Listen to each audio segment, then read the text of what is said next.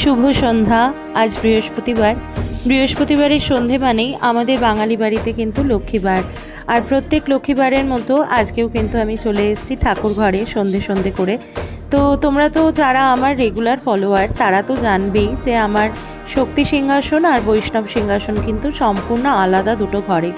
কারণ কি আমি এই বেলপাতা তুলসী পাতা ছোঁয়াছুঁইটা না একদম পছন্দ করি না। যদিও আমাদের বাড়িতে একাধিক শিবলিঙ্গ আছেন এবং সেটা শাস্ত্র মেনেই রাখা আছে, তবুও একজন শিবলিঙ্গ এই বৈষ্ণব সিংহাসনে থাকেন। তার কারণটা আমি তোমাদের না হয় পরেই শেয়ার করব।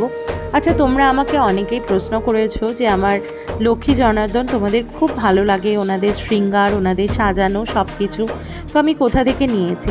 তো আমি এটা নিয়েছি আমাদের লোকাল যে স্টোর মধ্যমগ্রামে সেখান থেকে। তবে এনাদের বয়স হচ্ছে জাস্ট 1 বছর। তোমরা যারা ফলো করো না তারা খুব ভালো করেই জানো।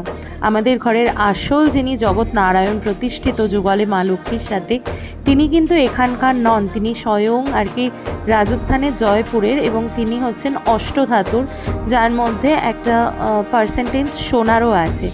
তো জগৎনারায়ণ 12 সালে আর কি একদম ফ্লাইটে করে এসছিলেন আমাদের বাড়িতে, সেই গল্প তোমাদের সাথে পরেই শেয়ার করব।